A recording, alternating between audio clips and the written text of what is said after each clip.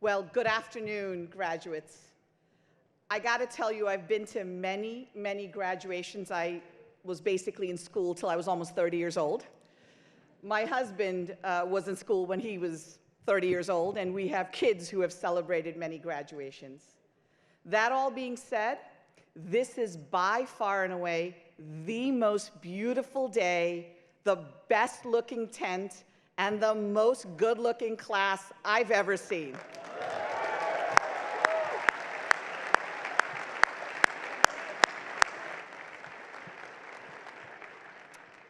I have two housekeeping notes before I begin. The first, I have no idea if all of the clapping and hooting and hollering for Kush was because he's one of you or because he comes from India, but in case it was the latter, I too was born and raised in India.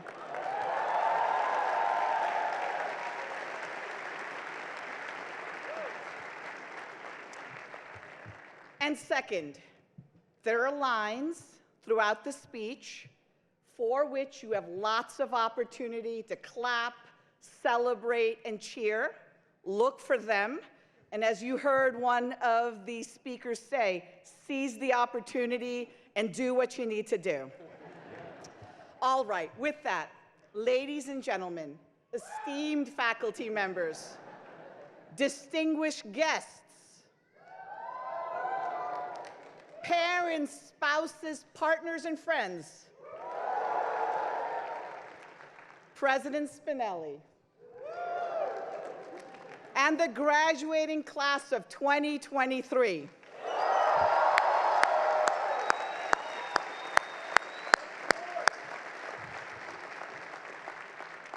It is my honor to join you at the 71st Babson College Graduate School Commencement. We're here to celebrate the achievements and the hard work of our talented graduates. And let me be amongst the first to wish you on this very special day. Today marks an important milestone for all of you, for the members of the class of 23, for your families, for your friends, and for your parents, especially for your parents. Moms and dads, your new graduates will finally be off your payroll. In just a few hours, these students sitting in front of us in full graduation regalia will officially transition from being yesterday's cost centers to tomorrow's profit centers.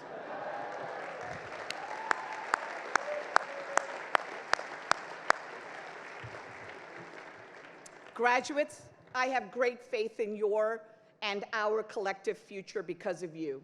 Here today are hundreds of bright, hardworking, empathetic young people who will soon hold degrees from the #1 entrepreneurship MBA program in this city, in this state, and in this country.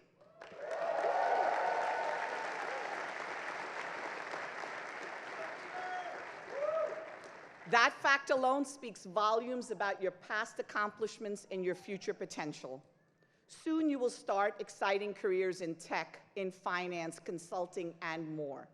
For now, take a moment to reflect on how much you have already accomplished, the hard problems you have already solved, the friendships you have made, and the personal growth you have already experienced. Trust me when I say, these are the very experiences that will support and propel you into the future. On this special occasion, you probably feel a range of emotions. Maybe a sense of pride, excitement, perhaps a little trepidation, maybe outright fear for the next phase of your journey. Add to that a whole lot of nostalgia as you look back on your time at Babson. As I was reflecting on your graduation and its importance, I found myself reliving the same range of emotions. My own reflections led me to think about the film Slumdog Millionaire. I imagine some of you might have seen it. It earned 8 Academy Awards that year. You may have heard J-Ho, the title track from that movie.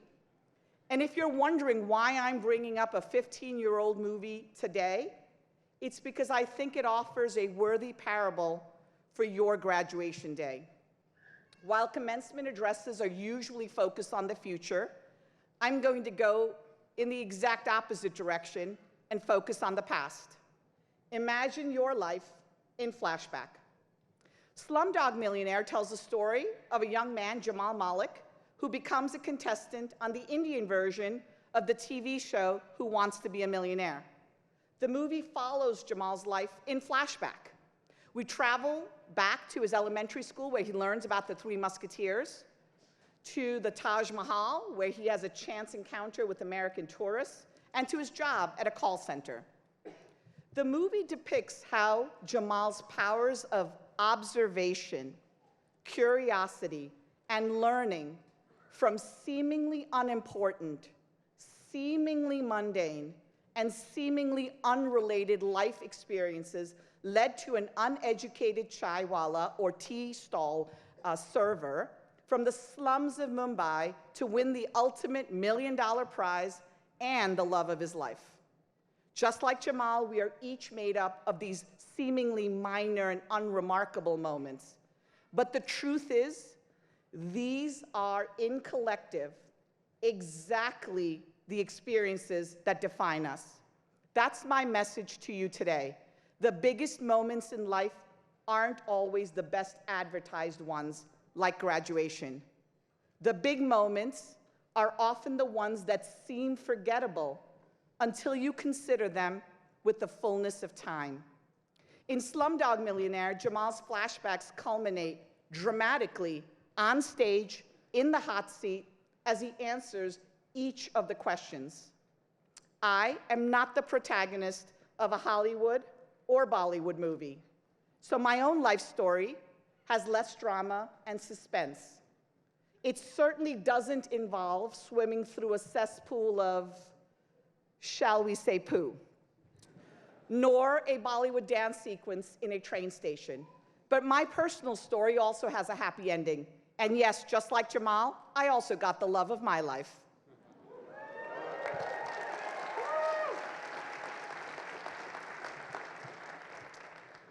And yet, when I consider my own life and career as a flashback, it's very clear I did not follow a linear path. I never imagined I would become CEO, and certainly not the first female CEO of a large biotech company.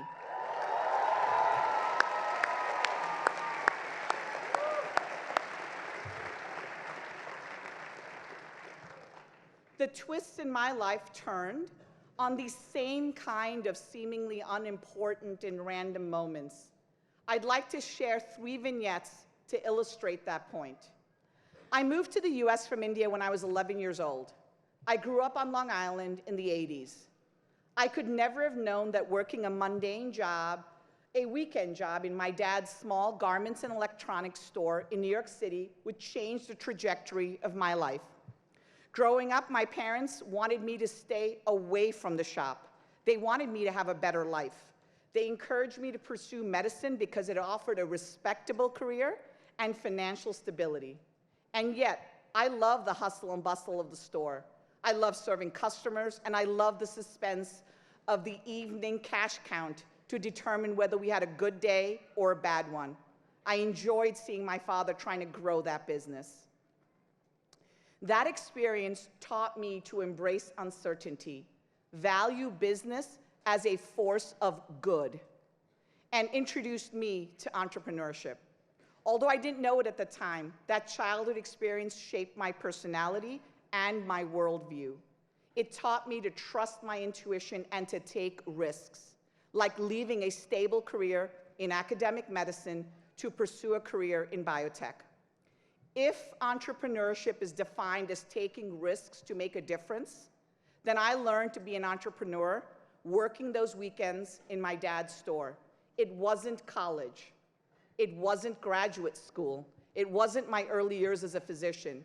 It wasn't any of those formal experiences at all. It was a small store at the corner of 28th and Broadway, and my weekends in the very unglamorous role of junior salesperson. Fast forward to my 4th year of medical school. It was 1998, when I embarked on a seemingly unremarkable family medicine rotation in rural Maine. It changed forever what it meant to me to be a doctor. I picked this elective in rural Maine because, well, in all honesty, it was the only rotation that paid. Coming from Boston, having practiced in modern, fully equipped hospitals with the world's best scientists and physicians, I was very certain that I would learn little in this little town in Maine. My assignment took me to a paper mill town far from the lights and action of Boston. The patients who lived in this community lived there for virtually their whole lives. The healthcare providers who cared for them lived there their whole lives. And for the month of my rotation, I lived in the same town. Healthcare in this rural community was much more about listening to patients rather than using modern diagnostic equipment. It was about patients hearing from their doctors about safety of housing, food security, preventative care, as much as it was about attending to the symptom that brought them in that day. Before I went to Maine, I thought about medicine as the doctor will see you, you being the patient, now. The doctor will see you now. What I learned was that was only half the equation. Medicine is much about how and when the patient will see the doctor. And looking back at that experience, I know I am the physician I am today because of it. At Vertex, we seek to develop transformative medicines, for sure, but we equally seek to ensure that the patient is at the center of everything we do. And finally,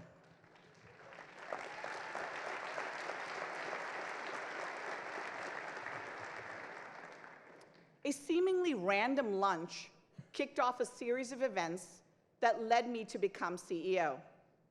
Several years ago, at Vertex, I was the chief medical officer, and I had lunch with the then CEO, Dr. Jeffrey Leiden. That casual lunch changed my future. When he told me he was going to retire, he said that a comprehensive internal and external search would be undertaken to identify his successor. Did I want to be in the running? The truth is, I had never considered being CEO. I saw Jeff as a towering figure in science and medicine and business, and while I never doubted my capability, equally, I just never contemplated the CEO role. It simply never struck me to do so. Jeff saw something in me that I hadn't seen in myself, in part because I had seen very few physicians, few people of color, and 0 women serve as the CEO of a large biotechnology company. So to conclude this story, I should add that while I encourage you to reflect on the past, you should never limit yourself by it. I know each of you have your own stories filled with unexpected turns that led you to this moment. I also know that you are poised to enter the most promising fields in a dynamic era. Yet, graduation is just one exceptional day. In that way, this big day, filled with pageantry and fanfare, is actually unlike much of life. Much of life is filled with seemingly unimportant, mundane, and random moments. Nobody is going to sit you down, lay it all out for you, and tell you how to connect these disparate experiences to win the grand prize and the love of your life.